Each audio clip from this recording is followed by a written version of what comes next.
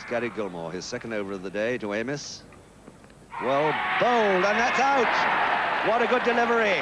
The in-swinger, and umpire Constant satisfied. Amos on the back foot, it was going to hit the leg stump. And so Amos is gone for 2, and England 2 for 1. The first half of that 75 was the very first World Cup of 75. And we got through to the semi-final at Headingley, where an extraordinary game against for the one day. So it's Dennis Lilly beginning a new over from the Kirkstall Lane end to Barry Wood.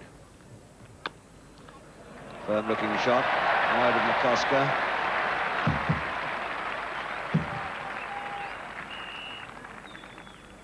And Barry Wood getting off the mark.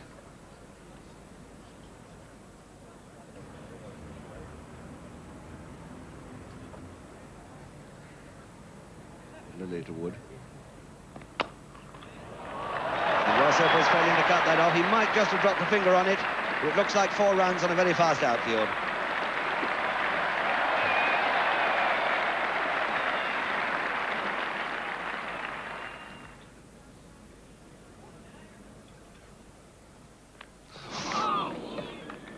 Look at Dennis Lilly. I think the most surprising thing of the play so far is that they're using the same wicket as they used for the last match here, which is something quite remarkable.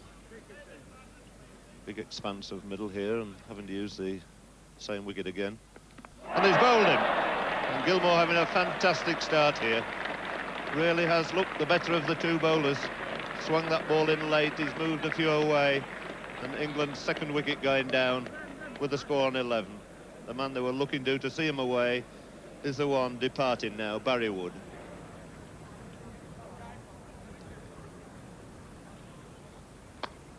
That's a good shot. 4 runs just in front of square.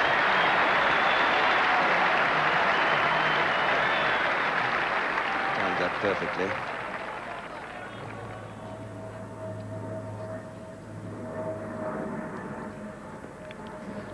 And that's a brilliant catch, a beautiful catch by Marsh, taking it almost out of Ian Chappell's hands. I doubt very much whether Ian Chappell will be very pleased about it, but relieved that Marshy managed to stick hold of it. So all 3 have fallen to Gilmour. The outswinger moving away there. Gregg falling for the trap. And he's out. The 3rd wicket's down at 26. And Tony Gregg's out for 7.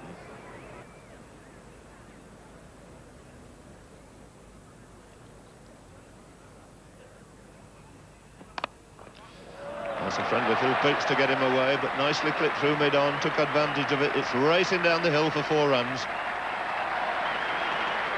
So just about the first loose ball from Gilmour there.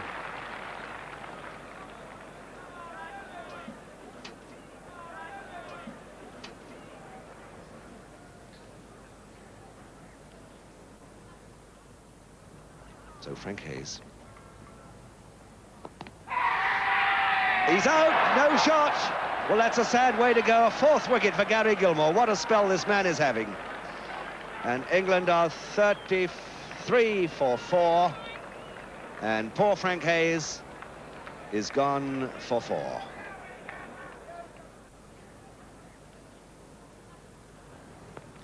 There's another one whipping through, and he's out. Keith Fletcher, LBW. 5th wicket for Gary Gilmour. Left arm over the wicket, this ball ducking into him.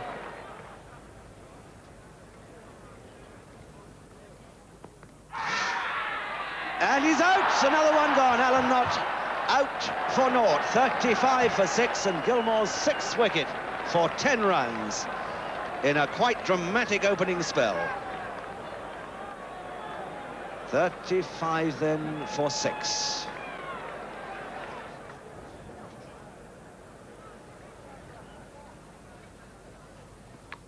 That's out. Greg Chappell, 2nd slip, old flashing. So another one gone, 37 for 7, and the innings apparently rapidly running to its end. Chris Old caught Greg Chappell, bowled Max Walker for naught, and Max Walker's first victim of the day. It's Max Walker to John Snow, hits him high over the top of the gullies. safely between Gully and Turner at third man.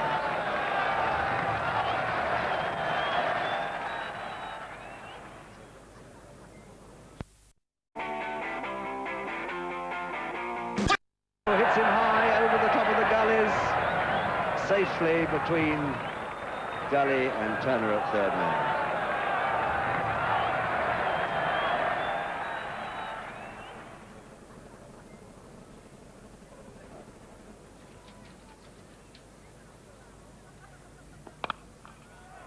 Greenness getting that through the gap. It won't be four, or will it? No. Jeff Johnson. We've taken three.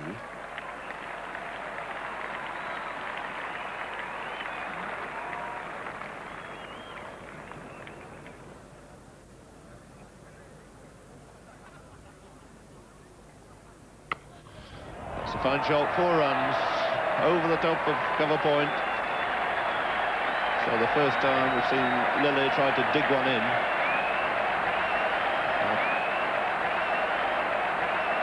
And that 4 bringing the 50 up for England and moves Denness into double figures, the first Englishman to reach it.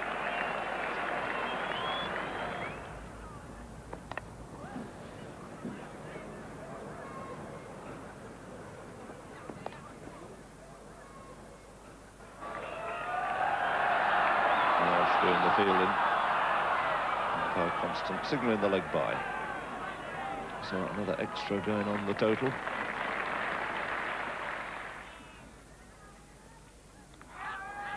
And that's out, caught behind. John Snow on his way without waiting for the umpire's decision. So Dennis Lilly breaking through, breaking a little stubborn partnership there. And a catch down the leg side by Marsh. 52 for 7. And Mike Denness, the only man to get into double figures.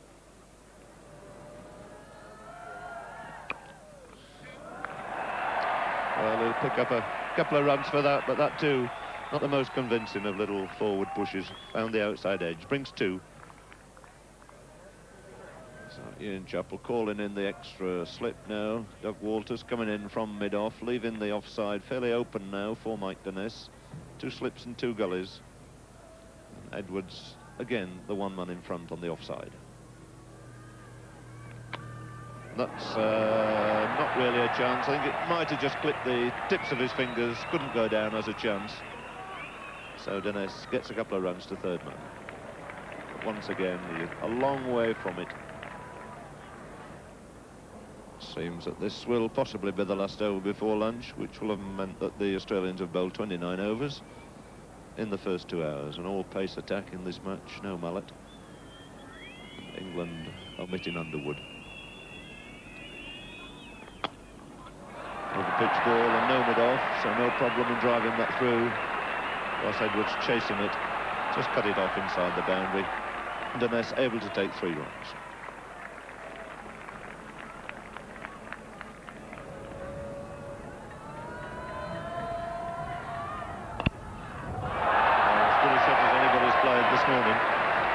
Plenty of time to force it away, and so Arnold happy to take one.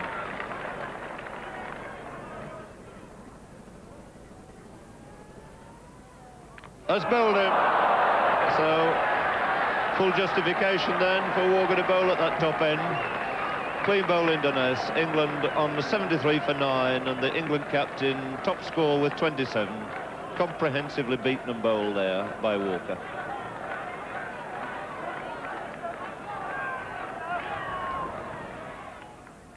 Arnold facing Thompson.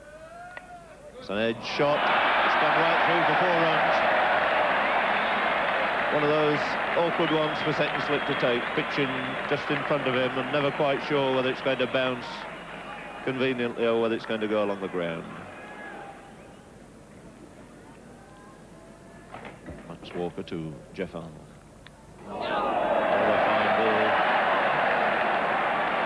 Very streaky ball, that one coming back sharply, lifting inside edge, beating Marsh behind.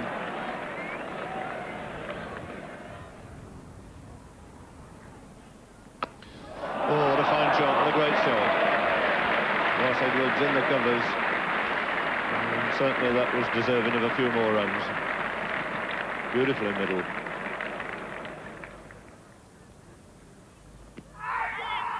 And that's out. He's given him out LBW.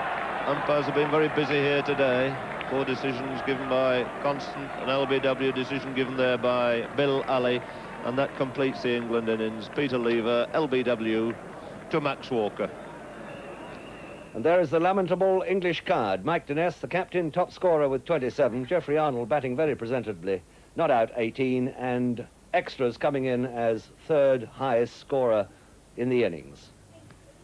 The damage done by Gilmour when 6 were down for 35, and when he came off after 12 overs, 6 for 14 in a memorably good spell of left-arm bowling. Max Walker, also excellent bowling, 3 for 22.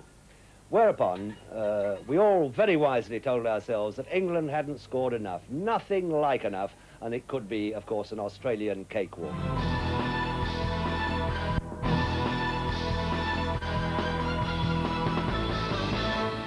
Indeed, it looked a pretty easy occupation to start with. But all of a sudden, when the score got into double figures, Snow ripped one in against McCosker, and this is how it looked. Oh, well bowled. Really putting something into that one, getting a bit of extra bounce. It wasn't all that short, and it was still going up when it hit Alan Knott's gloves. And he's given him out. He's given him out.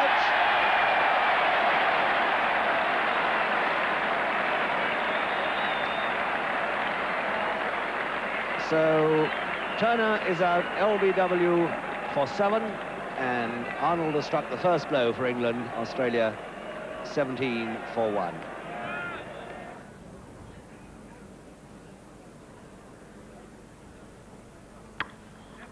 That's beaten Wood this time. It's Lever chasing it round from 3rd man. 2 more there to McCosker. Still John Snow. What a good ball. Had no luck at all there, John Snow. He's beaten all 3 batsmen on and outside the off stump repeatedly. That one getting quickly through Ian Chappell there.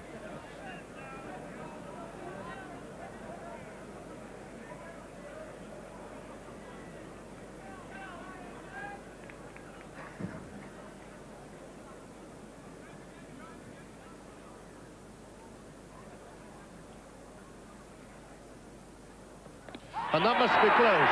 Yes, up goes the finger. No doubt at all. He's threatened to get through Ian Chappell playing back like that. That one skidded, kept a little bit low, right in front, and no hesitation at all. So John Snow taking the wicket he so fully deserved there, that of the Australian captain Ian Chappell, the 2nd man out for Australia with a score on 24.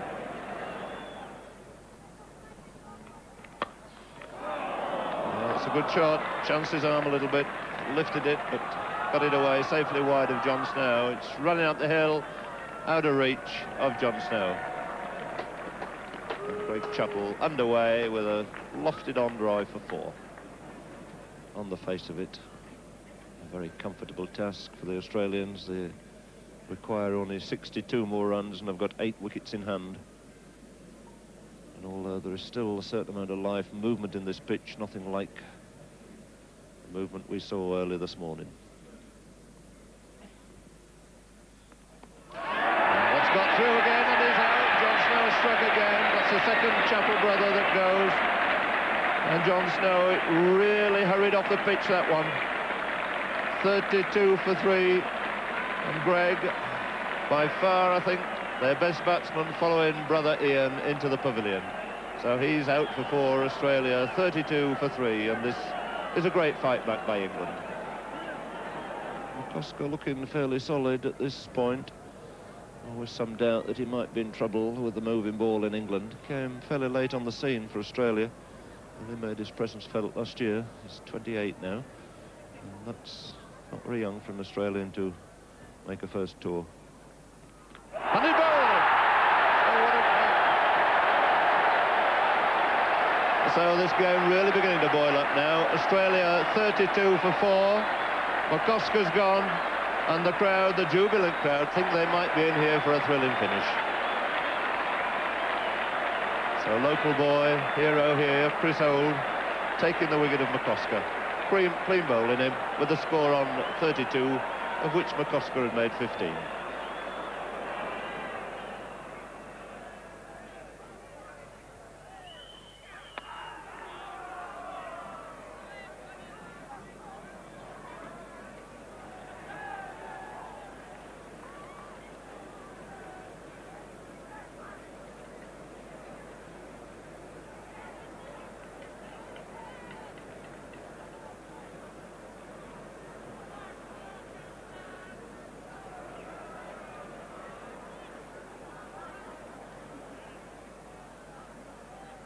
Old to Edwards. And a bowler! Great performance!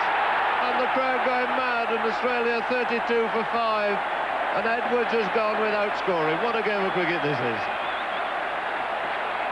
Chris Old 2 for 5 now. And the game thrown wide open. And just look at those people.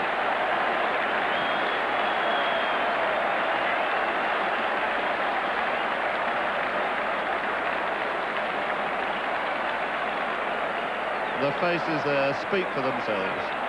The faces of the spectators, and there's almost a smile coming out of Chris Old there.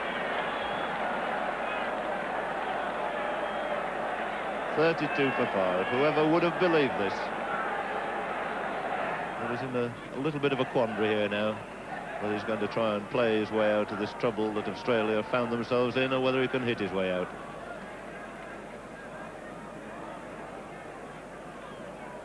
To maintain a offside attack. Well, that's the way the field is set. 3 slips in a gully. John Snow coming into the left-hander. And a beautiful ball.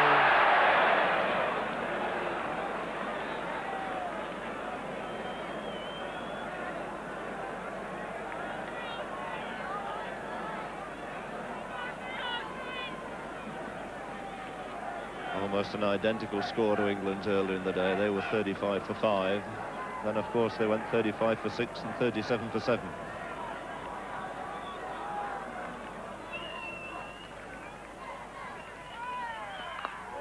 And that's the sort of answer given by Rodney Marsh. Middled it away to third man. He'll take 2 as Arnold fields.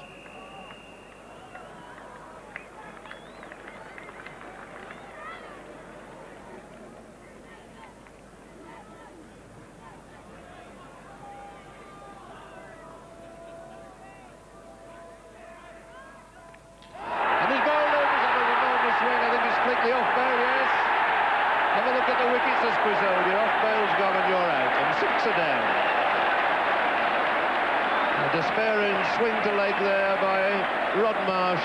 The ball just clipping the off stump. And Chris Old has taken 3 wickets in 8 balls.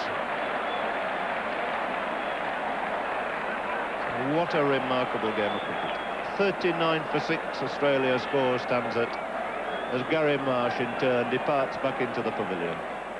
You know, we got bowled out for 90 odd, and we had them something like 30 foot.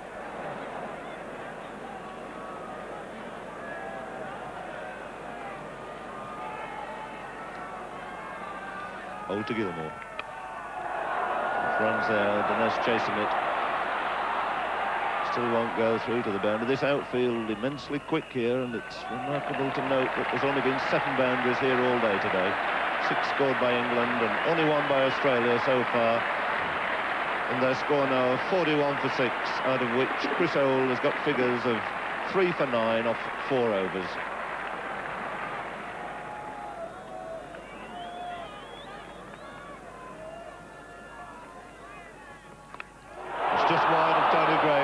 My word, the extra slip would have been handy there.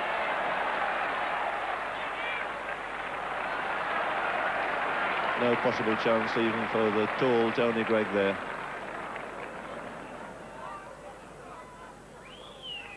It's a good, firm, solid blow there by Gilmour. No doubt about that one. Over-pitch ball, a half volley, and very nicely put away through mid-off. So that boundary bringing up the 50 for Australia.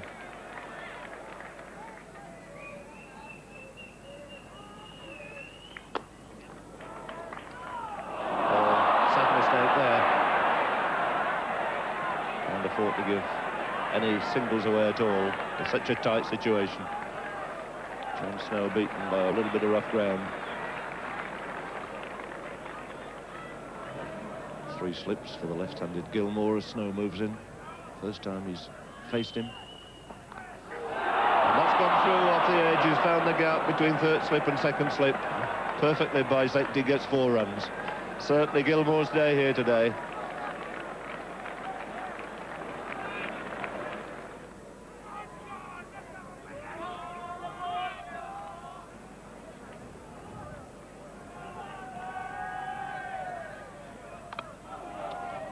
Found the gap again.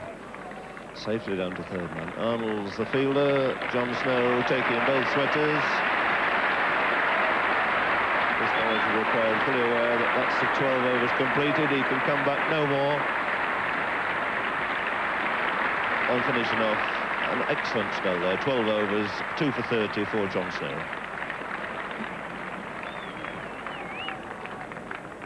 In this spell of bowling, John Snow took 2 for 30. So all the time Australia creeping nearer here, wanting 94, now on 67 for 6.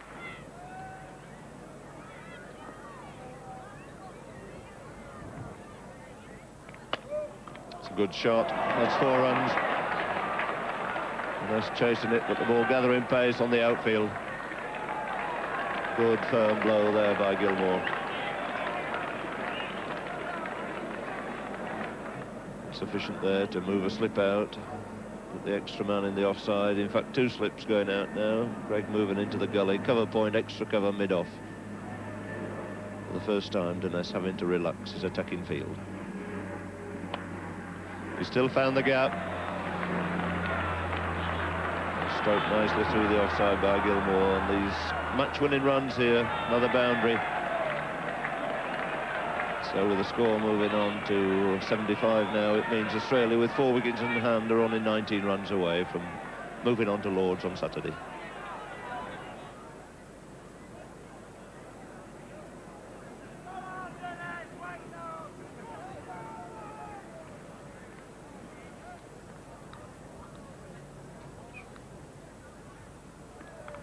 That's now dropped it. Chance there to Tony Greig, a difficult one, but the chances that really must be accepted. Went quickly off the bat of Gilmour, in and out of Tony Greig's hands. So Arnold coming back into the attack in place of Chris Old. 6 overs, 6 fine overs with a new ball, 1 for 7. That's more like the true Walters, half volley on the leg stump, flipped beautifully through mid-on for 4.